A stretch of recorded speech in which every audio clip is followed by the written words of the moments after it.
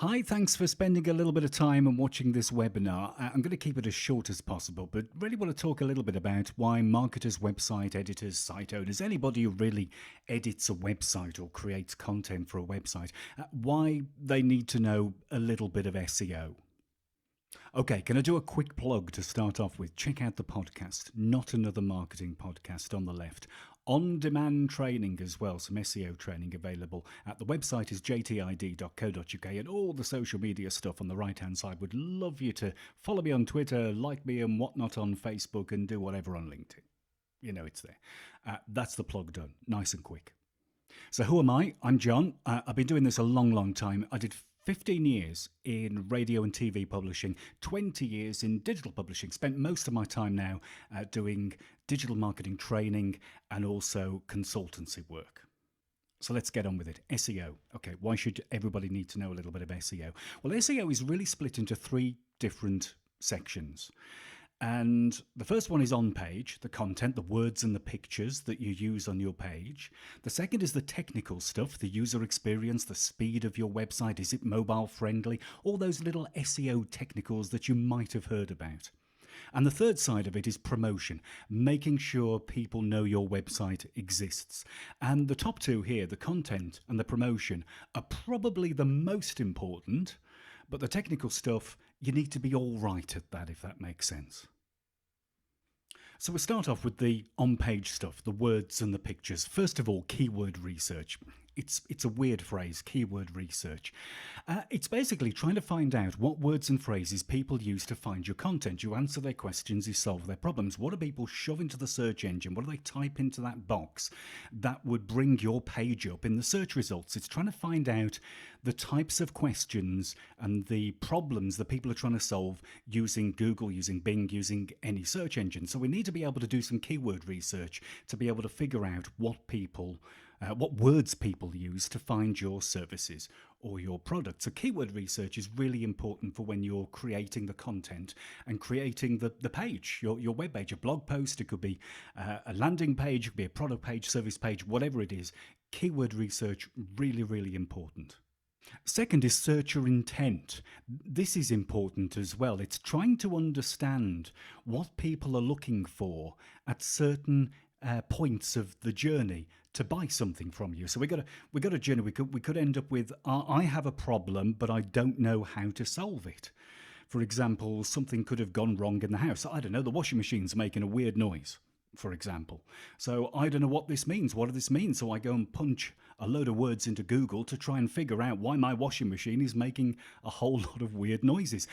That's kind of like a searcher intent, okay? We're trying to solve a problem. And then the second part of that journey could be, I've figured out what's wrong with my washing machine. It's the pump. So how do I replace the pump on my washing machine? That's a different type of intent. And then I need to buy a pump, and that's another type of intent.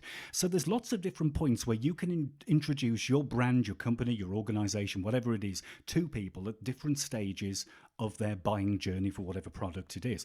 And that's what searcher intent is about. It's very much connected with keyword research because we're talking about answering questions, solving problems, using different words and phrases and things like that. But we're actually trying to research stuff and do it properly so that all our pages, the words on the page, are top-notch and answering people's questions all the time.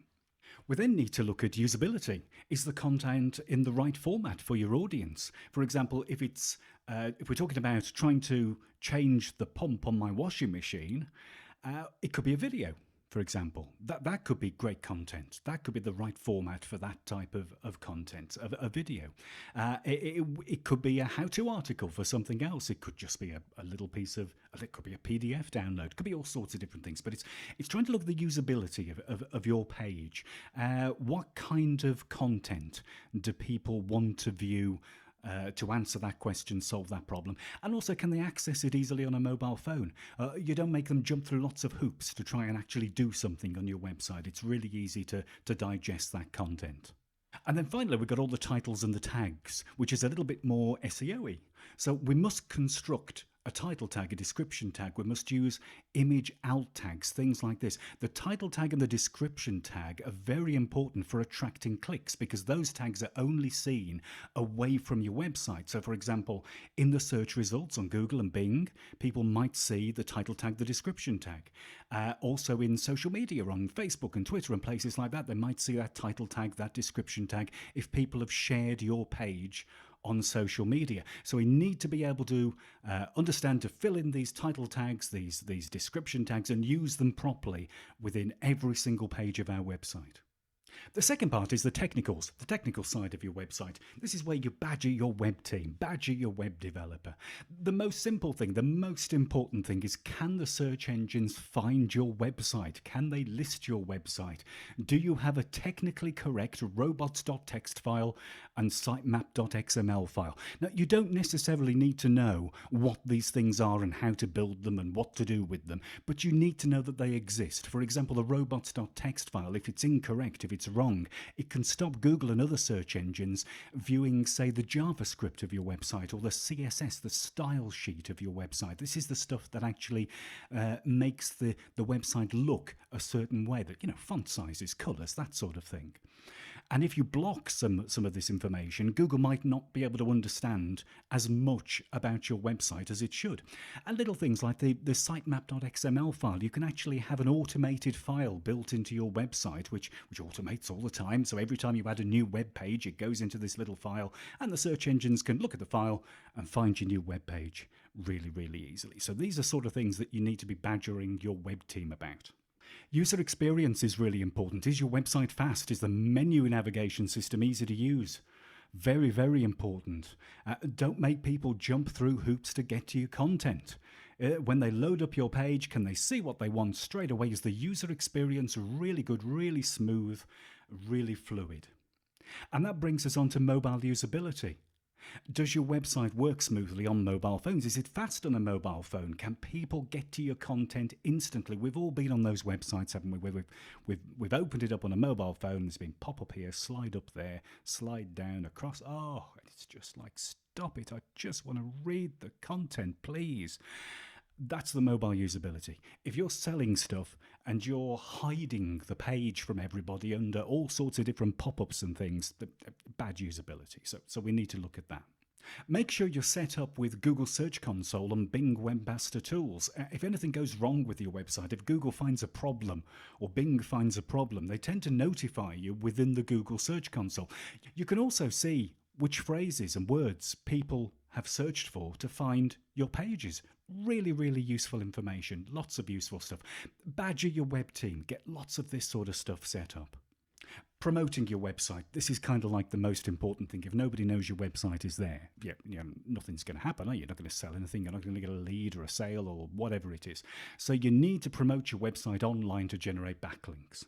Backlinks, they're almost like, I suppose, little tiny votes of confidence for your website. So if somebody who's maybe a little bit more important but related to what you do actually links to your website, then it shows a kind of, it builds your authority a little bit. It shows that you're a little bit more important, and Google can see that and understands you're a little bit more important. Build your web into marketing campaigns. So if you've got existing marketing campaigns going out there, even if they're on paper or they're on billboards or whatever, try and build your web and the website into the marketing campaigns, the conventional offline stuff. I think creating shareable content is really important as well. You're creating web content that's actually of use to people, hopefully like this video. You might want to share this video to somebody else who's got a website and it might help them. That sort of thing. You answer people's questions. You solve their problems as much as you can. And we can use social media as well for promoting our content. Look at which platforms your visitors use. Where are your visitors? And make sure you share your content and you advertise as well on some of these platforms. And you get your content out there in front of the people who want to see it. Simple as that. So how do you learn more about SEO? Because I think it's really important that everybody who edits a website knows a little bit about SEO and understands keyword research and a few of the little technical aspects of it. You can go for the Google Starter Guide, the Moz Beginner's Guide, and the SEM Rush Guide. These slides have clicks, so you can download these slides, all right? And they have a little click, and you can get to those pages. If not, just search for Google Starter Guide, Moz Beginner's Guide, SEMrush Guide. They're really good and they walk you through lots of things. The one problem with I think with some of these guides is they lack context. So, for example, if you're a non-profit or you're a charity and you're not selling something, a lot of these guides are focused on selling things, selling products, selling pairs of trousers, whatever it is. And if you're a charity, you don't sell anything. You're trying to get a message out or trying to get volunteers to do something like that. So context can sometimes be a little bit of an issue around that, can make it a little bit more difficult. Obviously, private training and online training is the best because that's what I do. And on-demand videos. I've got an SEO course, which is why I'm doing this video. So a quick plug to finish off, not another marketing podcast, online, on-demand SEO training. It'll help you a little bit understand more about SEO. Check out the website, jtid.co.uk, and hit me up on social media if you've got any questions or anything. More than happy to answer questions. Just get in touch, Twitter, Facebook, LinkedIn, or send me a quick email. Thanks for watching.